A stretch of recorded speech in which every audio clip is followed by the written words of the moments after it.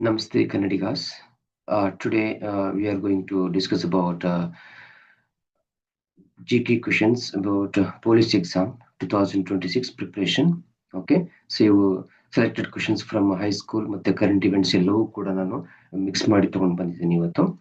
Okay, so first ಕ್ವೆಶನ್ಗೆ ನಾವು direct ಹೋಗ್ಬಿಡೋಣ. ಸಂತಾರ is a religious ritual related to which community? ಸಂತಾರ ಅಂತಕ್ಕಂಥದ್ದು ಒಂದು tribal community. Okay, so it's A religious ritual ಒಂದು practices ಅಂತ ಕರಿತೀವಿ ಅದನ್ನ. ಅದೊಂದು what we call in that ನಾವು ನಮ್ಮ ಧರ್ಮದಲ್ಲಿ ಆಚರಣೆ ಮಾಡ್ತಕ್ಕಂತಹ ಒಂದು ಹಬ್ಬ ಅಥವಾ ಒಂದು ಆಚರಣೆ ಅಂತ ಹೇಳ್ತೀವಿ. ಅದು ಯಾವ ಕಮ್ಯುನಿಟಿಗೆ ಸೇರುತ್ತೆ ಅಂತೇಳಿ. ಸೊ ಇಲ್ಲಿ ಆಗ್ಲೇ ಮಾರ್ಕ್ ಮಾಡಿದೀನಿ. ಸೊ ಇದು ಯಾವ್ದಾಗಿರುತ್ತೆ? Jainism. Jainism is a answer. Okay, so Jainism ನಲ್ಲಿ ಈ ಸಂತಾರ ಅಂತಕ್ಕಂಥ ಒಂದು ರಿಚುವಲ್ ನ ಅಲ್ಲಿ ಪ್ರಾಕ್ಟೀಸ್ ಮಾಡ್ತಾ ಹೋಗ್ತಾರೆ. ಓಕೆ, ಸೊ ನೆಕ್ಸ್ಟ್ ಪ್ರಶ್ನೆ. Mount Kanchenjunga that was recently seen in news is located in which state? Okay friends, ಇಲ್ಲಿ ಕಾಂಚನಜುಂಗ ಅಂತಕ್ಕಂಥದ್ದು ಅದು ಒಂದು ಹೈಯೆಸ್ಟ್ ಪೀಕ್ ಅಂತೇಳಿ ನಾವು ಕರಿತೀವಿ. Highest peak. ಸೊ ಇಲ್ಲಿ ನಿಮ್ಗೆ ಗೊತ್ತಿರೋ ಹಾಗೆ highest peak in the world ಅಂತ ಕೇಳಿದಾಗ ಅಂದ್ರೆ ಅತಿ ಹೆಚ್ಚು ಎತ್ತರವಾದಂತಹ ಒಂದು ಪರ್ವತ ಶಿಖರ ಯಾವುದು ಅಂತ ಕೇಳಿದಾಗ ನೀವು ಯಾವ್ದು ಬರೀಬೇಕಾಗುತ್ತೆ? ಮೌಂಟ್ ಎವರೆಸ್ಟ್ ಬರೀಬೇಕಾಗುತ್ತೆ. Mount Everest. ಸೊ ನಿಮ್ಗೆ ಗೊತ್ತಿರ್ಬೇಕಲ್ಲ ಮೌಂಟ್ ಎವರೆಸ್ಟ್ ಎಷ್ಟು ಹೈಟ್ ಇದೆ ಅಂತ.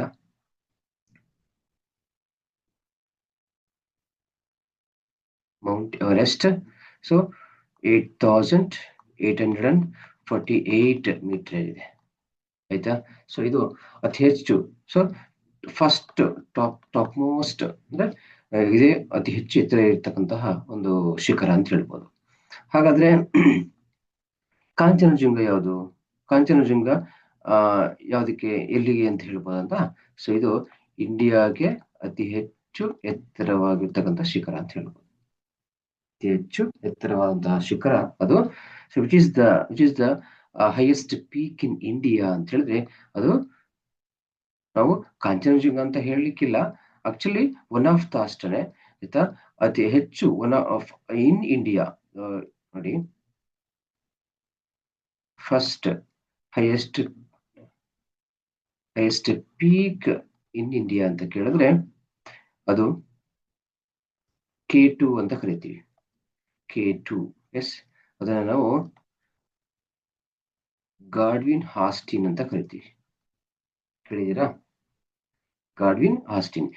ಕೆಲವೊಂದ್ಸಲ ಏನ್ ಮಾಡ್ತಾರೆ ಅಂದ್ರೆ ಈ ಪ್ರಶ್ನೆಯ ಯಾವ ತರ ಕೇಳ್ತಾರೆ ಅಂದ್ರೆ ನಮ್ಮ ದೇಶದ ಅತಿ ಹೆಚ್ಚು ಎತ್ತರವಾದಂತಹ ಶಿಖರವಾದಂತಹ K2 ಅಥವಾ ಗಾಡ್ವಿನ್ ಹಾಸ್ಟಿನ್ ಯಾವ ಶ್ರೇಣಿಯಲ್ಲಿದೆ ಅಂತ ಕೇಳ್ತಾರೆ. ಸೊ ಆಗ ಆನ್ಸರು ಕಾರಾಕೋರಂ ಶ್ರೇಣಿ ಅಂತ ಹೇಳಿ ಬರೀಬೇಕಾಗುತ್ತೆ. ಕಾರಾಕೋರಂ ಶ್ರೇಣಿ. ನೋಡಿ, ಈ ತರ ಪ್ರಶ್ನೆ ಕೇಳ್ತಾರೆ, ಆಯ್ತಾ?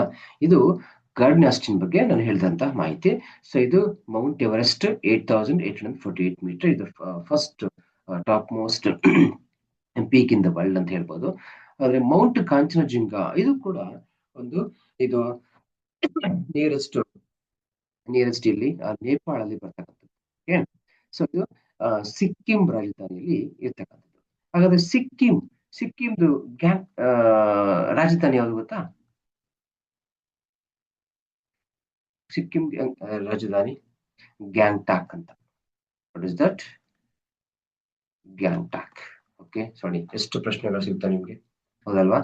ಸೊ ಈ ತರ ನೀವು ಕಲ್ತ್ಕೊಂಡೋದ್ರೆ ಫ್ರೆಂಡ್ಸ್, ಸೊ ಒಂದು ಯಾವ್ದಾದ್ರು ಅದಕ್ಕೆ ಸಂಬಂಧಪಟ್ಟಂತ ಒಂದು ಪ್ರಶ್ನೆ ನಿಮ್ಗೆ ಬಂದೇ ಬರ್ತದೆ, ಈಸಿ ಆಗ್ತದೆ. ಓಕೆನಾ? ಸೊ ಮೌಂಟ್ ಕಾಂಚನಜುಂಗ ಯಾವ ಒಂದು ಸ್ಟೇಟ್ ಅಲ್ಲಿ ಇದೆ? ಸಿಕ್ಕಿಂ ಸ್ಟೇಟ್ ಅಲ್ಲಿ ಇರತಕ್ಕಂಥ ನಾವು ನೋಡ್ಬೋದು. ಓಕೆ, ಸೊ ನೆಕ್ಸ್ಟ್ ಮುಂದಿನ ಪ್ರಶ್ನೆ ಹೋಗೋಣ. ಇಲ್ಲಿ the Pakal Dul hydro power project is located which state or union territory ಅಂತ ಕೇಳಿದ್ದಾರೆ. ಸೊ ಆನ್ಸರು ಏನಾಗಿರುತ್ತೆ? Jammu Kashmir. Okay, Jammu Kashmir is the answer. Okay, next question. Who among the following was a member of a Simon Commission who subsequently became the British Prime Minister and later was to oversee the granting of independence of India and Pakistan in 1947. So ಇಲ್ಲಿ answer ಬಂದು ಯಾವುದು? Clement ಅಟ್ಲಿ. Okay, Clement ಅಟ್ಲಿ ಅಂತಂದ್ರೆ ಹೂ among the following was a member of Simon commission. ನೋಡಿ friends, Simon commission ಅಂತಕ್ಕಂಥದ್ದು ಇಂಡಿಯಾಗೆ ಬಂತು. Okay, Simon commission ಅಂತಕ್ಕಂಥದ್ದು ಇಂಡಿಯಾಗೆ ಬಂತು. ಸೊ ಅವಾಗ prime minister, the prime minister and later was over to see the granting independence India in Pakistan. So ಅಲ್ಲಿ ಆವಾಗ ನಮ್ಗೆ ಸೈಮನ್ ಕಮಿಷನ್ ಇಂಡಿಯಾಗೆ ಬಂದಾಗ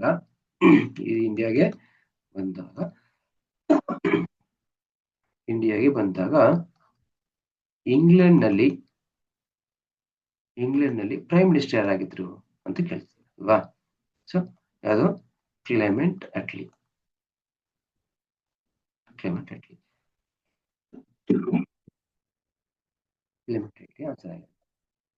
Okay.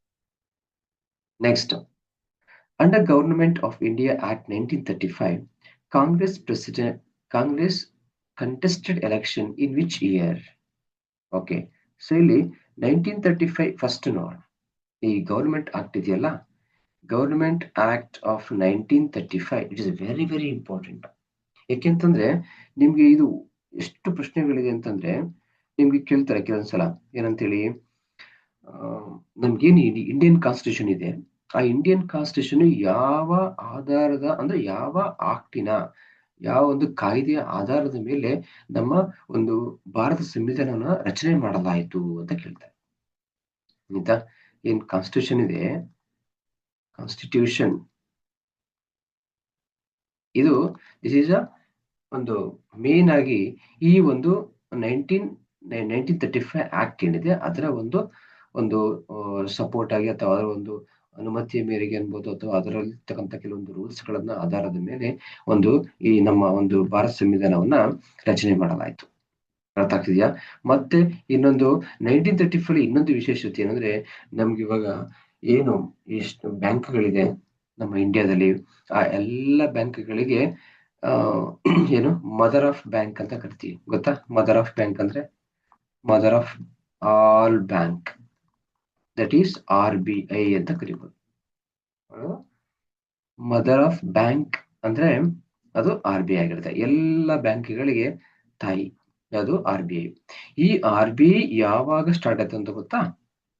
ಏಪ್ರಿಲ್ 1, 1935. ನೋಡಿ, ಏಪ್ರಿಲ್ 1 ನಾವು ನಮ್ಮ ಇರ್ತಕ್ಕಂತಹ ಯೂತ್ಸ್ ಹೇಗೆಲ್ಲ ಬಳಸ್ಕೊತಾ ಇದಾರೆ ಅಲ್ವಾ? ಗೊತ್ತಲ್ಲ, ಏಪ್ರಿಲ್ 1, ಏಪ್ರಿಲ್ ಫೂಲ್ ಅಂತ ಕರಿತೀವಿ.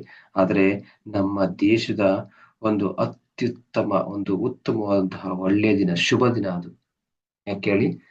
ಪ್ರತಿ ವರ್ಷ ಏಪ್ರಿಲ್ 1 ನಾವು ಏನ್ ಆಚರಣೆ ಮಾಡ್ತೀವಿ ಗೊತ್ತಿದೆಯಾ? ಓಕೆ, 1935 ಏಪ್ರಿಲ್ 1 ನಲ್ಲಿ RBI ಓಪನ್ ಆಯ್ತು ಅಂತ ಹೇಳ್ಬೋದು. ಹಾಗಾದ್ರೆ ಏಪ್ರಿಲ್ 1 ಏನು, ಇಂಡಿಯಾದಲ್ಲಿ ಏನು? ಬೇರೆ ಬೇರೆ ಹೊರದೇಶಗಳಲ್ಲಿ ಬೇರೆ ದೇಶಗಳಲ್ಲಿ ಏಪ್ರಿಲ್ 1 ಏಪ್ರಿಲ್ ಫೂಲ್ ಅಂತ ನಾವು ಎಲ್ಲರೂ ಕರೀತಾರೆ. ಹಾಗಾದ್ರೆ ನಮ್ಮಲ್ಲಿ ಏನ್ ವಿಶೇಷತೆ ಇದೆ? ನಮ್ಮಲ್ಲೂ ಕೂಡ ಕರೀತಿದ್ದಾರೆ, ಏಪ್ರಿಲ್ ಫುಲ್ ಬಳಸ್ತಿದ್ದಾರೆ, ಬಟ್ ಬಳಸಬಾರ್ದು. ಸೊ ಹಾಗಾದ್ರೆ ನಮ್ಮಲ್ಲಿ ಏನು ಏಪ್ರಿಲ್ 1 ಏನು ಅಂತಂದ್ರೆ ಎಲ್ಲರೂ ಗೆಸ್ ಮಾಡಿ ಹೇಳ್ಬೋದಾ? ನೋಡಿ, ಯೋಚನೆ ಮಾಡಿ. ಸೊ ಏಪ್ರಿಲ್ 1 ಬಂದು ಏನಿರುತ್ತೆ? ಫಿನಾನ್ಷಿಯಲ್ ಇಯರ್ ಅಂತ ಕರಿತೀವಿ. Yes, what is that? Financial year start ಆಗುವಂಥದ್ದು. ಹಾಗಾದ್ರೆ ಫಿನಾನ್ಷಿಯಲ್ ಇಯರ್ ಸ್ಟಾರ್ಟ್ ಆಗುವಂಥದ್ದು ಎಲ್ಲಿಂದ ಎಲ್ಲಿವರೆಗೆ ಸರ್?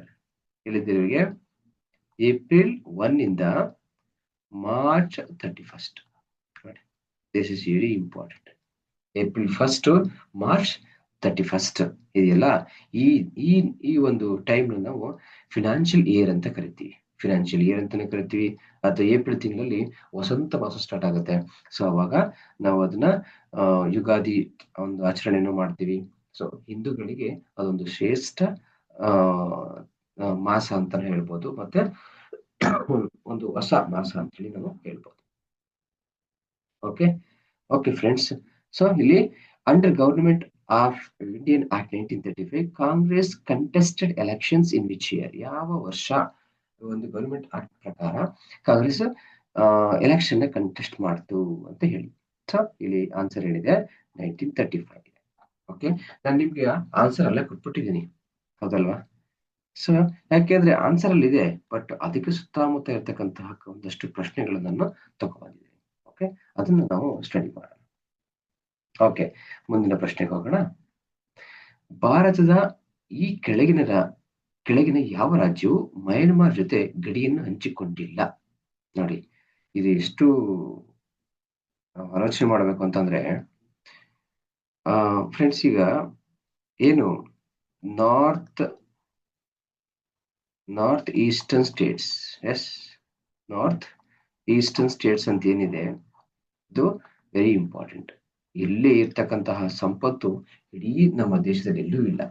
ಒನ್ಸ್ ಅಬ್ದುಲ್ ಕಲಾಂ ಹೇಳ್ತಾರೆ, ಒಂದ್ಸಲ ವಿಸಿಟ್ ಮಾಡಿ ಅಲ್ಲಿಗೆ, ಎಷ್ಟು ಸಂಪತ್ತಿದೆ ಅಲ್ಲಿ ಅಲ್ವಾ, ನಾವ್ ಎಷ್ಟು ದಡ್ರು, ಇಷ್ಟೊಂದು ಸಂಪತ್ತು ಇರ್ತಕ್ಕಂಥದ್ದನ್ನ ನಾವು ಯಾಕೆ ಬಳಸ್ಕೊಂತ ಇಲ್ಲ ಅಂತ ಹೇಳ್ತಾರೆ.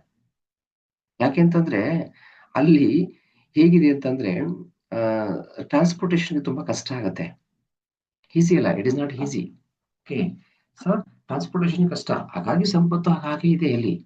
ಈ ಬೇರೆ ಬೇರೆ ಪ್ರದೇಶ ರಾಜ್ಯಗಳಲ್ಲಿ ಏನಾಗಿದೆ, ತುಂಬಾ ವಿಶಾಲವಾಗಿದೆ, ಮತ್ತೆ ಟ್ರಾನ್ಸ್ಪೋರ್ಟೇಷನ್ ಈಸಿ ಆಗಿರುತ್ತೆ, ಸಂಪರ್ಕವನ್ನು ಮಾಡ್ಬೋದು. ಹಾಗಾಗಿ ನಾವು ಅಲ್ಲಿ ಏನ್ ಮಾಡ್ತಾ ಇದೀವಿ, ಅಲ್ಲಿ ಇರ್ತಕ್ಕಂಥ ಸಂಪತ್ತನ್ನು ನಾವು ಖಾಲಿ ಮಾಡ್ತಾ ಇದೀವಿ. ಆದ್ರೆ ಅಲ್ಲಿ ಆಗಲ್ಲ, ಯಾಕೆಂತಂದ್ರೆ ಅಲ್ಲಿನ ಪ್ರದೇಶ ಬೇರೆ ಆಗಿರುತ್ತೆ. ಅಂದ್ರೆ ಗುಡ್ಡಗಾಡು ಪ್ರದೇಶಗಳು ಹೆಚ್ಚಿರುತ್ತೆ, ಕಾಡಿದೆ, ಸೊ ಹಾಗಾಗಿ ಟ್ರಾನ್ಸ್ಪೋರ್ಟೇಷನ್ ಕಷ್ಟ, ಹಾಗಾಗಿ ಅಲ್ಲಿ ಹೆಚ್ಚು ಸಂಪತ್ತು ಇದೆ. ಸೊ ಓಕೆ, ಇಲ್ಲಿ ನಾವು ಈ ತಿಳ್ಕೊಬೇಕಾದದ್ದು ಏನು ಅಂದ್ರೆ, ಅರುಣಾಚಲ ಪ್ರದೇಶ, ಮಣಿಪುರ, ನಾಗಾಲ್ಯಾಂಡ್, ಅಸ್ಸಾಂ, ಇದು ಇಷ್ಟು ಆಪ್ಷನ್ ಕೊಟ್ಟಿದ್ದಾರೆ. ಇಲ್ಲಿ ಅಸ್ಸಾಂ ಆನ್ಸರ್ ಆಗಿರುತ್ತೆ ಅಂತ ನಾನು ಕೊಟ್ಟಿದ್ದೀನಿ ಅಲ್ವಾ. ಮಯನ್ಮಾರ್ ಜೊತೆ ಅಂದ್ರೆ ನೀವು ಇಲ್ಲಿ ಒಂದಷ್ಟು ಕಲ್ತ್ಕೋಬೇಕಾಗತ್ತೆ. ಕೆಲವೊಂದ್ಸಲ ಏನ್ ಮಾಡ್ತಾರೆ, ಈ ಬಾಂಗ್ಲಾದೇಶ ಇದೆಯಲ್ಲ, ಬಾಂಗ್ಲಾದೇಶಕ್ಕೆ ಯಾವ ಯಾವ ರಾಜ್ಯಗಳು ಏನು ಗಡಿಯನ್ನ ಹೊಂದಿದಿವೆ, ನಾನು ಈಗ ಆನ್ಸರ್ ಹೇಳಲ್ಲ, ನೀವೇ ಅದನ್ನ ಸರ್ಚ್ ಮಾಡಿ. ಯಾಕೆಂತಂದ್ರೆ ನಾನೀಗ ಹೇಳ್ಬಿಟ್ರೆ ಇದನ್ನ ನೀವ್ ಏನ್ ಮಾಡ್ತೀರಾ, ಜಸ್ಟ್ ಓದ್ಕೊಂತೀರಾ, ಹಾಗೆ ನೋಡ್ಕೊತೀರಾ, ಬ್ಯಾಟ್ ಮಾಡ್ಕೊತೀರಾ, ಸುಮ್ಮನೆ ಆಗ್ತೀರಾ. ಆದ್ರೆ ನನ್ನ ಒಂದು ಉದ್ದೇಶ ಏನಂದ್ರೆ, ನೀವು ಮ್ಯಾಪ್ ಹೋಗ್ಬೇಕು, ಆಯ್ತಾ? ನೀವು ಇಂಡಿಯಾ ಮ್ಯಾಪ್ ಹೋಗಿ ಅಲ್ಲಿ ಹುಡುಕ್ತಾಗ್ಲೇನೆ ನಿಮ್ಗೆ ಒಂದು ಪ್ರಾಕ್ಟಿಕಲ್ ಆಗಿ ಒಂದು ಏನಲ್ಲಿ ಪಿಕ್ಚರ್ಫುಲ್ ಆಗಿ ನೋಡ್ತೀರಾ. ನಾನು ಇಲ್ಲಿ ವರ್ಡ್ ಟು ವರ್ಡ್ ಹೇಳಿದಾಗ ಅದು ತಲೆಗೆ ಹೋಗಲ್ಲ ಫ್ರೆಂಡ್ಸ್, ಆಯ್ತಾ? ನೀವು ಮ್ಯಾಪ್ ನೋಡಿ, ಯಾವ ತರ ಪ್ರಶ್ನೆಗಳು ಬರ್ತವೆ ಅಂತ ಹೇಳ್ಕೊಡ್ತಾ ಇದ್ದೀನಿ. ಅರ್ಥ ಆಗ್ತಿದೆಯಾ? ಎಲ್ಲವನ್ನೂ ನಿಮ್ ಮುಂದೆ ನಾವು ತಂದ್ಕೊಡ್ಲಿಕ್ಕೆ ಕಷ್ಟ ಆಗತ್ತೆ. ಆದ್ರೆ ನೀವು ಆ ಕಷ್ಟ ಅಂತ ಅನ್ಕೋಬಹುದು, ಆದ್ರೆ ನಿಮ್ಗೆ ಅಲ್ಲಿರ್ತಕ್ಕಂತಹ ಒಂದು ಅಬ್ಸರ್ವೇಷನ್ ಅನ್ನು ಇಟ್ಟು ನೀವು ನೋಡಿದಾಗ, ಅಸ್ಸಾಮು ಯಾವ ಒಂದು ಗಡಿಯನ್ನ ಹೊಂದಿದೆ, ಬಾಂಗ್ಲಾದೇಶಕ್ಕೆ ಯಾವ ಯಾವ ನಮ್ಮ ದೇಶದ ರಾಜ್ಯಗಳು ಗಡಿಯನ್ನ ಹೊಂದಿದ್ದಾವೆ, ಮಯನ್ಮಾರ್ಗೆ ಯಾವ ಯಾವ ರಾಜ್ಯಗಳು ಗಡಿಯನ್ನ ಹೊಂದಿವೆ, ಮತ್ತೆ ಅಲ್ಲಿ ನೇಪಾಳಕ್ಕೆ ಎಷ್ಟು ರಾಜ್ಯಗಳು ಗಡಿಯನ್ನ ಹೊಂದಿದ್ದಾವೆ, ಆಯ್ತಾ? ಈ ಸಿಕ್ಕಿಂ ಇದೆಯಲ್ಲ, ಸಿಕ್ಕಿಂ ಇನ್ನೂ ತುಂಬಾ ಡೆಲಿಕೇಟ್, ಏಕೆಂದ್ರೆ ಅದು ತುಂಬಾ ಪುಟ್ಟು ರಾಜ್ಯ ಆಗಿದೆ ಅಲ್ಲಿ, ಆಯ್ತಾ? ಚಿಕ್ಕ ರಾಜ್ಯ. ಸೊ ಅದ್ರ ಸುತ್ತಮುತ್ತ ರಾಜ್ಯಗಳು ಇದಾವೆ, ದೇಶನೂ ಕೂಡ ಇದೆ. ಸೊ ಅದನ್ನ ನೋಡಿ, ಆಯ್ತಾ? ಸೊ ಈ 5 ಏನು ಈಸ್ಟರ್ನ್ ಸ್ಟೇಟ್ಸ್, ಒಟ್ಟು 7 ರಾಜ್ಯಗಳಿದೆ, ನಾರ್ತ್ ಈಸ್ಟರ್ನ್ ಸ್ಟೇಟ್ಸ್ ಅಂತ ಕರಿತೀವಿ, north eastern States. Okay, so ಅಷ್ಟು ರಾಜ್ಯಗಳನ್ನ ನಾವು ನೋಡಿದಾಗ ಒಂದಷ್ಟು ಏನು ಗಡಿಯನ್ನ ಯಾವ್ದಕ್ಕೆ ಹಂಚಿಕೊಂಡಿಲ್ಲ, ಯಾವ್ದಕ್ಕೆ ಹಂಚಿಕೊಂಡಿದೆ, ಅದನ್ನ ಬಗ್ಗೆ ನಾವು ನೋಡ್ಬೋದು. ಅರ್ಥ ಆಗ್ತಿದ್ಯಾ? ಸೊ ಅಬ್ಸರ್ವ್ ಮಾಡಿ. ಸೊ ನೋಡಿ, ನೆಕ್ಸ್ಟ್, ನಕ್ಷತ್ರಗಳು ನಕ್ಷತ್ರಗಳು ರಾತ್ರಿಯಲ್ಲಿ ಹೊಳೆಯಲು ಕಾರಣ ಏನು? ಹೌದಲ್ವಾ? ಸರಿ, ಏನಿಲ್ಲ ಸರ್, ಕತ್ಲೆ ಆಗಿರುತ್ತಲ್ಲ, ಅದು ಉಳಿದು ಬೆಳಕು ಕಾಣ್ತಿರುತ್ತೆ ಅಷ್ಟೇ. ಸೂರ್ಯ ಇದ್ದಾಗ ಕಾಣಿಸಲ್ಲ, ಯಾಕೆ? ಸೂರ್ಯನ ಪವರ್ ಜಾಸ್ತಿ ಇರುತ್ತೆ ಅಲ್ವಾ? ಸೊ ಅದು ಉತ್ತರ ಆಗಿರಲ್ಲ. ಸೊ ಏನಾಗಿರುತ್ತೆ, ಬೆಳಕಿನ ವಕ್ರೀಭವನ ಅಲ್ವಾ? ವಕ್ರೀಭವನದಿಂದ ಏನಾಗುತ್ತೆ, ಈ ಈ ಒಂದು ನಕ್ಷತ್ರಗಳು ಸೂರ್ಯನ ಕಿರಣಗಳನ್ನ ಬೆಳಗಿನ ಅವಧಿಯಲ್ಲಿ ಎಲ್ಲವೂ ಕೂಡ ಹಿಡಿದಿಟ್ಕೊಳ್ತಕ್ಕಂತಹ ಕೆಲಸವನ್ನ ಮಾಡ್ತಾರೆ. ನಂತರ ಏನಾಗುತ್ತೆ, ಅದನ್ನ ವಕ್ರೀಭವನ ಮೂಲಕ ಅದು ಸ್ಕ್ಯಾಟ್ರ್ ಆಗತ್ತೆ. ಓಕೆ, ಸೊ ಹಾಗಾಗಿ ನಮ್ಗೆ ಏನಾಗುತ್ತೆ, ರಾತ್ರಿಯ ಟೈಮಲ್ಲಿ ಅದು ಹೊಳೆಯಲು ಕಾರಣ ಆಗುತ್ತೆ. ಓಕೆನಾ? ಸೊ ಇಲ್ಲಿ ನಿಮ್ಗೆ ಸೈನ್ಸ್ ಅಲ್ಲಿ ಒಂದಷ್ಟು ಕ್ವಶನ್ಸ್ ಬರ್ತವೆ, ಅದನ್ನ ತಗೊಬರ್ತೀನಿ. Fraction, fusion, okay, fraction, okay, scattering, ಒಂದಷ್ಟು ಪ್ರಶ್ನೆಗಳು ನಾವು ನೋಡ್ಬೋದು. ಓಕೆ, ನೆಕ್ಸ್ಟ್, ಭಾರತದ ಸ್ವಾತಂತ್ರ್ಯ ಚಳವಳಿಯ ಸಮಯದಲ್ಲಿ ಡೆಕ್ಕನ್ ಎಜುಕೇಶನ್ ಸೊಸೈಟಿ ಸ್ಥಾಪಿಸಿದವರು ಯಾರು? ಯಾರು? ಬಾಲಗಂಗಾಧರ್ ತಿಲಕ್ ಅಂತ ಇದೆ ಅಲ್ವಾ? ಬಾಲಗಂಗಾಧರ್ ತಿಲಕ್. ಸೊ ಇಲ್ಲಿ ತಿಲಕ್ ವಿಶೇಷತೆ ಏನು? ಅಲ್ವಾ? ಲಾಸ್ಟ್ ಕ್ಲಾಸಲ್ಲಿ ನಾವು ಓದಿದ್ವಾ? ಒಂದು ಬುಕ್ ಬರೆದು ನೋಡಿ, ಗೀತ ರಹಸ್ಯ. ಕೇಳಿದಿರಾ? ಗೀತ ರಹಸ್ಯ. ಎಸ್. ಅವರು ಜೈಲಲ್ಲಿ ಇದ್ದಾಗ ಒಂದು ಬುಕ್ ಅನ್ನ ಬರೀತಾರೆ. ಗೀತ ರಹಸ್ಯ ಅಂದ್ರೆ ಭಗವದ್ಗೀತಾ ಅಂದ್ರೆ ನಮ್ಮ ದೇಶದ ಒಂದು ಸೀಕ್ರೆಟ್. ಆಯ್ತಾ? ಅದರ ಒಂದು ರಹಸ್ಯ ಅಂತಂದ್ರೆ ಬ್ರಿಟಿಷರನ್ನ ಹೇಗೆ ಇಲ್ಲಿಂದ ಓಡಿಸ್ಬೇಕು ಅಂತಕ್ಕಂತಹ ಒಂದು ರಹಸ್ಯವನ್ನ ಆ ಬುಕ್ ಅಲ್ಲಿ ಬರಿತಾ ಹೋಗ್ತಾರೆ. ಅದು ಜೈಲಲ್ಲಿ ಇರ್ತಾರೆ. ಜೈಲಿಗೆ ಯಾಕೆ ಹೋಗ್ತಾರೆ ಸರ್ ಅವಾಗ ಅಂತಂದ್ರೆ ಅವ್ರೇನ್ ಮಾಡ್ತಾರೆ, ನಾವು ಇವಾಗ ಏನು ಗಣೇಶನ ಪ್ರತಿಮೆಯನ್ನ ಇಟ್ಟು ನಾವು ಹಬ್ಬವನ್ನ ಮಾಡ್ತಿದೀವಲ್ವಾ?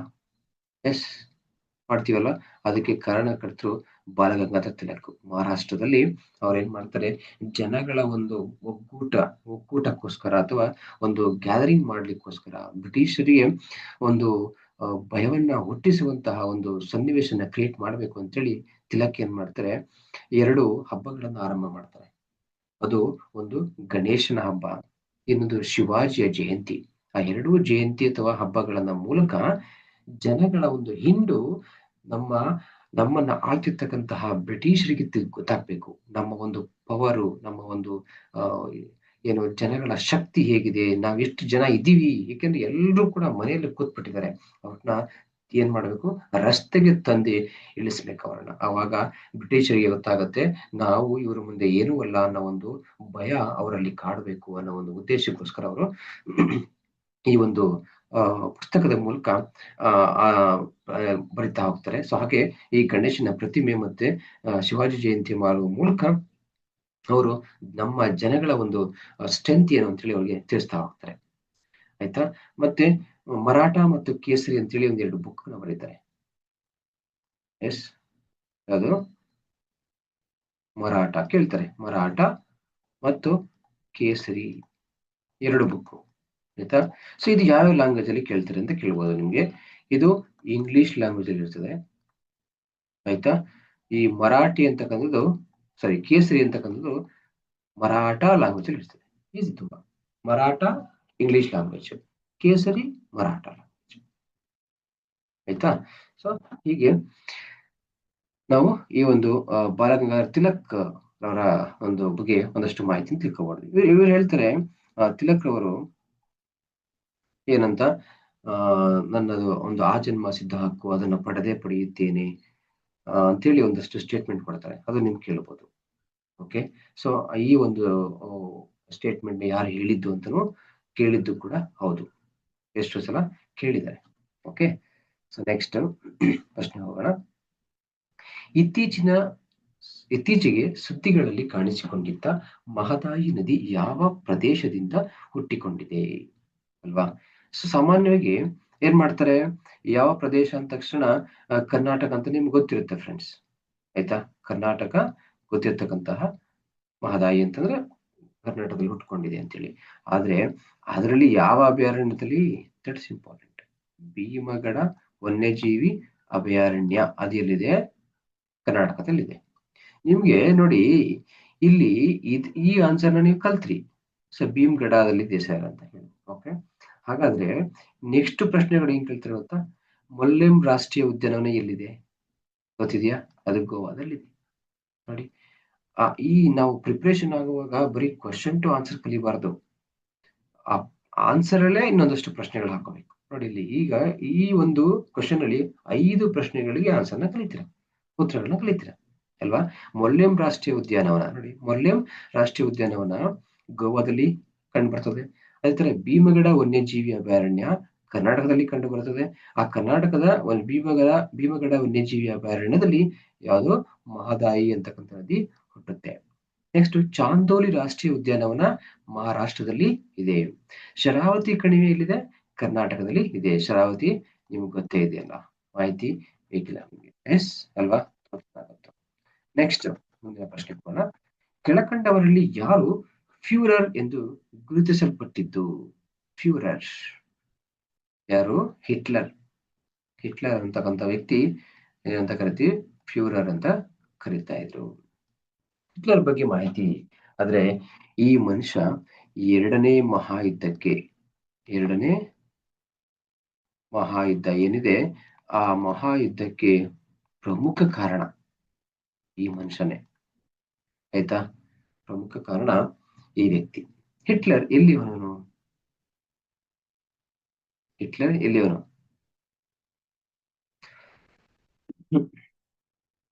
ಇಲ್ವಾ? ಹಿಟ್ಲರ್ ಮತ್ತೆ ಇಲ್ಲಿ ಮೊಸಲೋನಿ, ಇವನು ಕೂಡ ಅಷ್ಟೇ. ಇವರಿಬ್ರು ಕೂಡ ಡಿಕ್ಟೇಟರ್ಶಿಪ್ ರೂಲ್ಸ್ ನ ಫಾಲೋ ಮಾಡ್ತಾರೆ.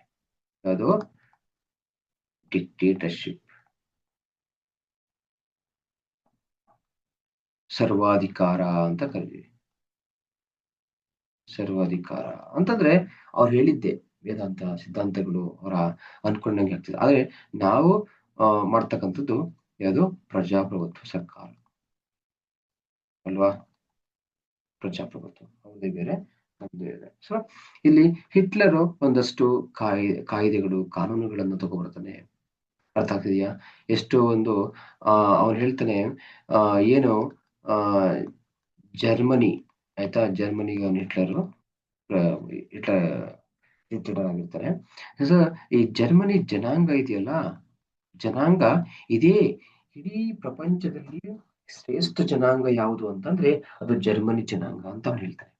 ಜರ್ಮನಿಯವರು ಏನಾಗ್ತಾನೆ, ಇಡೀ ಜರ್ಮನಿಯವರು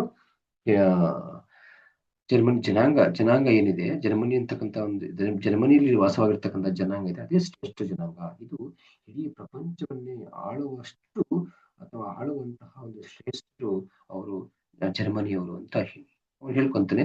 ಒಂದಷ್ಟು ಏನ್ ಮಾಡ್ತಾನೆ, ಈ ಜ್ಯೂಸ್ ಇರ್ತಾರಲ್ಲ, ಆ ಜ್ಯೂಸ್ನ ಎಷ್ಟು ಲಕ್ಷ ಜನಗಳನ್ನ ಅವನು ಸಾಯಿಸ್ತಾನೆ. ಅದೊಂದು ತುಂಬಾ ನೋವಿನ ಒಂದು ವಿಚಾರ.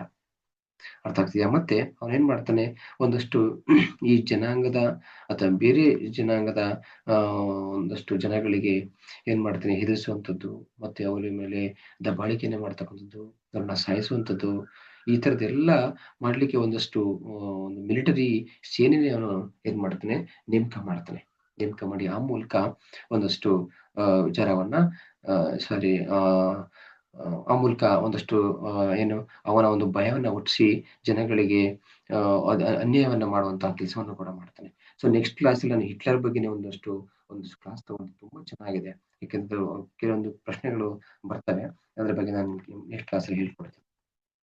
ಓಕೆ, ನೆಕ್ಸ್ಟ್ ಸೈನ್ಸ್ ಪ್ರಶ್ನೆ. ಕಬ್ಬಿಣಕ್ಕೆ ತುಕ್ಕು ಹಿಡಿದಾಗ ಅದರ ತೂಕ ಏನಾಗುತ್ತದೆ? ಈಗ ಒಂದು ಕಬ್ಬಿಣ ಇರುತ್ತೆ, ಆ ಕಬ್ಬಿಣದ ಮೇಲೆ ಒಂದಷ್ಟು ಏನು ರಸ್ಟ್ ಇದೆ ಅಲ್ವಾ? ಒಂದು ಕಬ್ಬಿಣ ಇದೆ, ನೆಕ್ಸ್ಟ್ ಅಲ್ಲೇನಾಗುತ್ತೆ, ಇಲ್ಲೊಂದಷ್ಟು ರಸ್ಟ್ ಹಿಡಿತಾ ಹೋಗುತ್ತೆ. ಸೊ ಈಗ ಇದರ ತೂಕ ಇನ್ಕ್ರೀಸ್ ಆಗುತ್ತೋ ಅಥವಾ ಡಿಕ್ರೀಸ್ ಆಗುತ್ತೋ ಅಲ್ವಾ? ಸೊ ಇಲ್ಲಿ ನೋಡಿ, ಇದು ಕಬ್ಬಿಣ. ಓಕೆ, ಈಗ ಒಂದಷ್ಟು ರಸ್ಟ್ ಬಂತು, ಕ್ಲೇರ್ ಬಂತು, ಕ್ಲಂಚರ್ ಬಂತು, ಏನಾಗುತ್ತೆ, ಆ ಆನ್ಸರು ಅದು ಹೆಚ್ಚಾಗುತ್ತದೆ, ತೂಕ ಹೆಚ್ಚಾಗುತ್ತದೆ. ಓಕೆ, ನೆಕ್ಸ್ಟ್, ಭಾರತಕ್ಕೆ ಸ್ವಾತಂತ್ರ್ಯ ಸಿಕ್ಕಾಗ ಇದ್ದ ಬ್ರಿಟನ್ನಿನ ಪ್ರಧಾನಿ ಯಾರು? ಭಾರತಕ್ಕೆ ಸ್ವಾತಂತ್ರ್ಯ ಸಿಕ್ಕಾಗ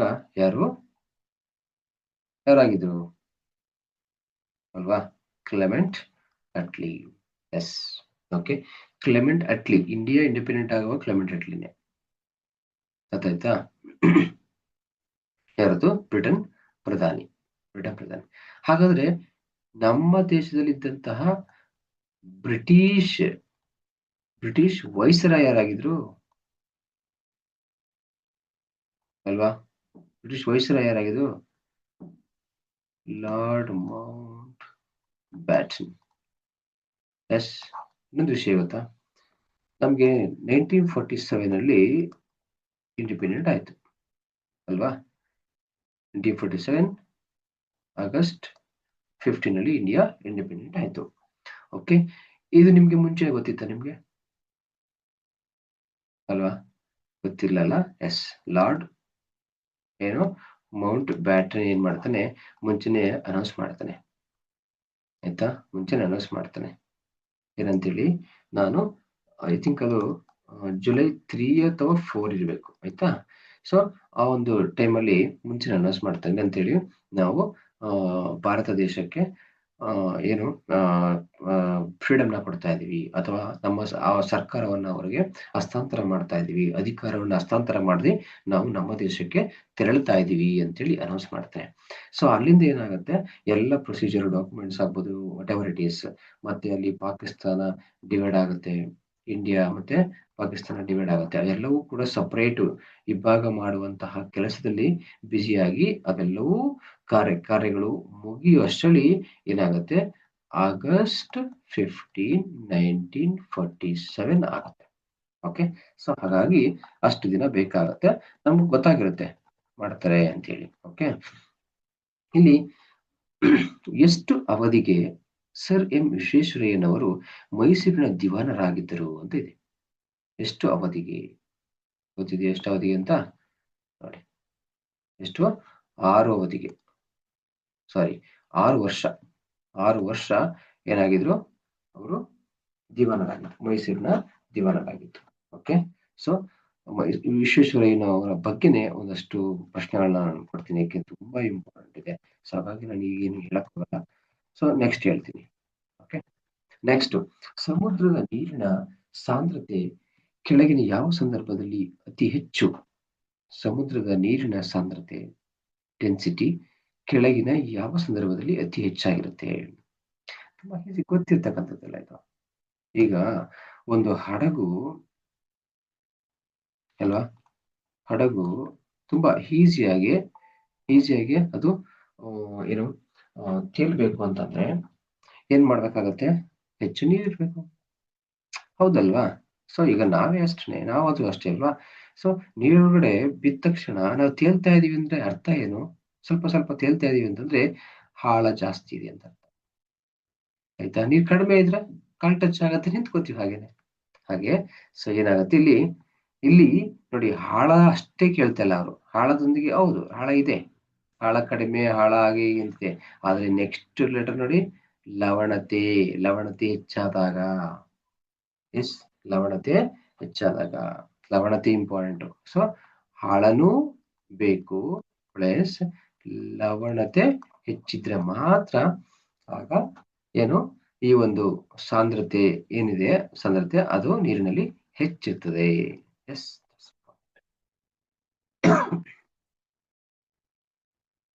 ಹಾಲಿನ ಪಾಶ್ಚರೀಕರಣಕ್ಕಾಗಿ ತಾಪಮಾನವನ್ನು ನಿಗದಿಪಡಿಸಲು ಕಾರಣ? ಸೂಕ್ಷ್ಮಾಣುಜೀವಿಗಳನ್ನು ನಾಶಪಡಿಸಲು, ಅಪಾಯಕಾರಿ ಬ್ಯಾಕ್ಟೀರಿಯಾಗಳನ್ನು ನಾಶಪಡಿಸಲು, ಹಾಲಿನ ಕರಣೆಗಟ್ಟುವುದನ್ನು ತಡೆಯಲು.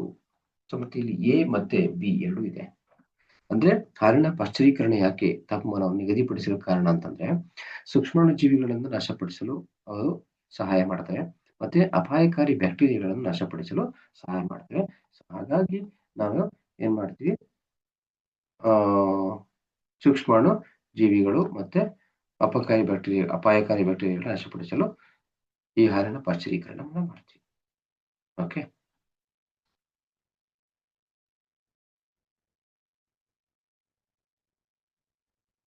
ನೆಕ್ಸ್ಟ್, 1 ಲೀಟರ್ ತಂಪು ಗಾಳಿಗಿಂತ 1 ಲೀಟರ್ ಒಣಗಾಳಿಯು ಕಡಿಮೆ ತೂಕ ಹೊಂದಿರುತ್ತದೆ. ನೋಡಿ ಇಲ್ಲಿ 1 ಗ್ಲಾಸು ಎಸ್, ಇದು ಕೋಲ್ಡ್ ವಾಟರ್, ಎಸ್ ಹೌದಲ್ವಾ? ಇನ್ನೊಂದು ಗ್ಲಾಸು ಇದೇನಿದು ಹಾಟ್ ವಾಟರ್. ಯಾವುದು ತೂಕ ಹೇಳಿದ್ರಲ್ಲ? 1 ಲೀಟರ್ ತಂಪು ಗಾಳಿ, 1 ಲೀಟರ್ ಒಣಗಾಳಿ ಅಂದ್ರೆ ಕಡಿಮೆ ತೂಕ ಹೊಂದಿರತಕ್ಕಂತಹ ಗಾಳಿ. ಯಾಕೆಂತಂದ್ರೆ ಇಲ್ಲಿ ಕಡಿಮೆ ತಾಪಮಾನದಲ್ಲಿ ಅಣುಗಳ ಸಂಖ್ಯೆ ಕಡಿಮೆ ಇರ್ತದೆ, ಕಡಿಮೆ ತಾಪಮಾನದಲ್ಲಿ ಅಣುಗಳ ಸಂಖ್ಯೆ ಹೆಚ್ಚಿರುತ್ತದೆ. ನೋಡಿ, ಕಡಿಮೆ ತಾಪಮಾನ ಇದೆಯಲ್ಲ ಆವಾಗ ಅಣುಗಳ ಸಂಖ್ಯೆ ಜಾಸ್ತಿ ಇರ್ತದೆ. ಸೊ ಹಾಗಾಗಿ ಏನು, 1 ಲೀಟರ್ ತಂಪು ಗಾಳಿಗಿಂತ 1 ಲೀಟರ್ ಒಣಗಾಳಿಯ ಕಡಿಮೆ ತೂಕವನ್ನು ಹೊಂದಿರುತ್ತದೆ. ಅಂತಂದ್ರೆ ಈ ರೀತಿಯಲ್ಲ, ಇದು ತೂಕ ಕಡಿಮೆ ಏನಾಗಿರುತ್ತೆ, ಇದು ತೂಕ ಕಡಿಮೆ, ಇದು ವೆಯ್ಟ್ ಜಾಸ್ತಿ. ಸೊ ಫಾರ್ ಎಕ್ಸಾಂಪಲ್ ಸರ್ ನೋಡಿ, ಬೆಳಗಿನ ಜಾವ ನಾವು ಬೈಕ್ ಓಡಿಸುವಾಗ ನಾವು ಎಷ್ಟೇ ಸ್ಪೀಡ್ ಆಗಿ ಹೋದ್ರೂ ಅವಾಯ್ಡ್ ಆಗತ್ತೆ. ಎಸ್, ಯಾಕೆ ಅಂತಂದ್ರೆ ಅಲ್ಲಿ ಬೆಳಗಿನ ಗಾಳಿ ತೇವಾಂಶದಿಂದ ಕೂಡಿರುತ್ತೆ. ಯಾವುದು? ತೇವಾಂಶ ಸಹಿತ ಗಾಳಿಯಾಗಿರುತ್ತೆ, ತೇವಾಂಶ ಯುಕ್ತ ಗಾಳಿಯಾಗಿರುತ್ತೆ. ಆಯ್ತಾ? ಅದೇ ಒಂದು ಎಕ್ಸಲೇಟರ್ ನಲ್ಲಿ ನೀವು ಸಂಜೆ ಹೋದಾಗ ತುಂಬಾ ಫಾಸ್ಟ್ ಆಗಿ ಹೋಗುತ್ತೆ. ಹೌದು, ಯಾಕೆ ಅಂತಂದ್ರೆ ಇಲ್ಲಿ ಒಣ ಗಾಳಿ ಇರುತ್ತೆ. ಆಯ್ತಾ? ಮತ್ತೆ ಅದು ಗಾಳಿಯಲ್ಲಿ ತೂಕ ಇರಲ್ಲ. ಆಗ ಏನಾಗುತ್ತೆ, ವೆಹಿಕಲ್ನ ಈಸಿಯಾಗಿ ಏನ್ ಮಾಡ್ತವೆ, ಬಿಡ್ತವೆ ಮುಂದೆ ಹೋಗ್ಲಿಕ್ಕೆ. ಇಷ್ಟೇ ಕಾರಣ. ಓಕೆ, ಸೊ ನೆಕ್ಸ್ಟ್, ಇತ್ತೀಚೆಗೆ ಸುಜಲ್ಗಾಂವ್ ಐಡಿ ಉಪಕ್ರಮವನ್ನು ಯಾವ ಪ್ರಮುಖ ಕಾರ್ಯಕ್ರಮದ ಅಡಿಯಲ್ಲಿ ಪ್ರಾರಂಭಿಸಲಾಗಿದೆ? ಜಲಜೀವನ್ ಮಿಷನ್. ಓಕೆ, ನೆಕ್ಸ್ಟ್ ಹೋಗೋಣ. ಆಂಬ್ಲಿಸೆಪ್ಸ್. ನೆಕ್ಸ್ಟ್, ವ್ಯಾವಿ that was recently seen in news belongs to which species? Catfish. Next, ವಾಹನಗಳಲ್ಲಿ ಹಿಂದಿನ ರಸ್ತೆಯನ್ನು ನೋಡಲು ಚಾಲಕರು ಬಳಸುವ ದರ್ಪಣ ಯಾವುದು? ಪೀನ ದರ್ಪಣ ಕಲ್ತಿದ್ದೀರಾ ತುಂಬಾ ಕಡೆ. ಆಯ್ತಾ? Next, Vadhavan port that was recently seen in news is located in which state? Maharashtra. Ports ತುಂಬಾನೇ ಇಂಪಾರ್ಟೆಂಟ್, ಯಾಕೆಂದ್ರೆ ಇಲ್ಲಿ ನಾವು ರನ್ ಆಫ್ ಕಚ್ ಅಂತೇಳಿ, ಇಲ್ಲಿ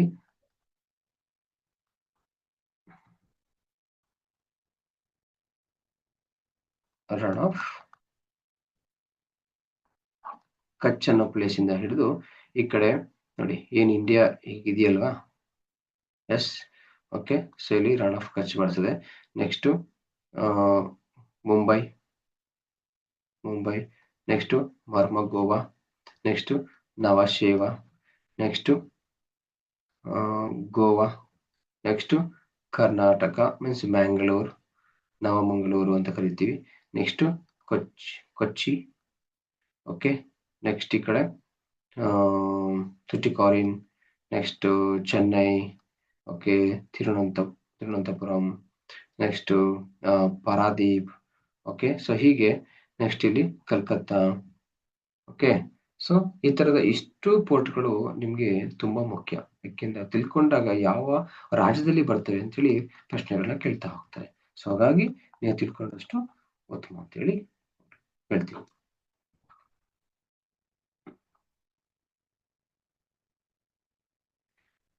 ನೆಕ್ಸ್ಟ್ ಲಾಸ್ಟ್ ಪ್ರಶ್ನೆ, what is the rank of India in Asia manufacturing index AMI? Index AM. So ಇಲ್ಲಿ 6th place ಅಂತ ನಾವು ಕರಿತೀವಿ. ಯಾವ place? 6th place. Okay, what is the rank of India in Asia manufacturing index AMI, manufacturing index 2026 6th rank ಅಲ್ಲಿ ನಾವು ನೋಡ್ಬೋದು. Okay friends, so ಇನ್ನಷ್ಟು ಪ್ರಶ್ನೆಗಳು ಮುಂದಿನ ಒಂದು ತರಗತಿಯಲ್ಲಿ ತಗೋಬರ್ತೀನಿ. ಸೊ ಎಲ್ಲರೂ ಕೂಡ ರೆಡಿಯಾಗಿ ಇಷ್ಟು ಈ ಒಂದು ಪೊಲೀಸ್ ಎಕ್ಸಾಮ್ಗೆ ಸಂಬಂಧಪಟ್ಟಂತ ಒಂದು ಪ್ರಶ್ನೆಗಳನ್ನು ನಾವು ಸ್ಟಡಿ ಮಾಡ್ತಾ ಹೋಗೋಣ. ಸೊ ನೆಕ್ಸ್ಟ್ ತರಗತಿಯಲ್ಲಿ ನಾನು ಡಿಸ್ಕ್ರಿಪ್ಟಿವ್ ಆಗಿ ತಗೋಬರ್ತೀನಿ. ಅಂದ್ರೆ ಒಂದು ಟಾಪಿಕ್ ತಗೊಂಡು ಲೆಂತಿಯಾಗಿ ಒಂದು ಟಾಪಿಕ್ನ ಇಟ್ಕೊಂಡು ಮಾಡ್ತಕ್ಕಂಥದ್ದು. ಈ ಕ್ವಶನ್ ಜೊತೆಗೆ ಒನ್ ವರ್ಡ್ ಟೈಪು ಮತ್ತೆ ಡಿಸ್ಕ್ರಿಪ್ಟಿವ್ ಒಂದು ಟಾಪಿಕ್ ಇಟ್ಕೊಂಡು, ಈ ಫಾರ್ ಎಕ್ಸಾಂಪಲ್ ಏನೋ ಒಂದು ವಾಧವನ್ ಪೋರ್ಟ್ ಅಥವಾ ಮೌಂಟ್ ಎವರೆಸ್ಟ್, ಇದ್ರ ಬಗ್ಗೆ ಇಂಡಿವಿಜುವಲ್ ಆಗಿ ಆ ಒಂದು ಟಾಪಿಕ್ ಬಗ್ಗೆ ನಾನು ಮಾತಾಡ್ಲಿಕ್ಕೆ ಇಷ್ಟಪಡ್ತೀನಿ. ಓಕೆ, ಥ್ಯಾಂಕ್ ಯು ಫ್ರೆಂಡ್ಸ್, ಸಿಗೋಣ.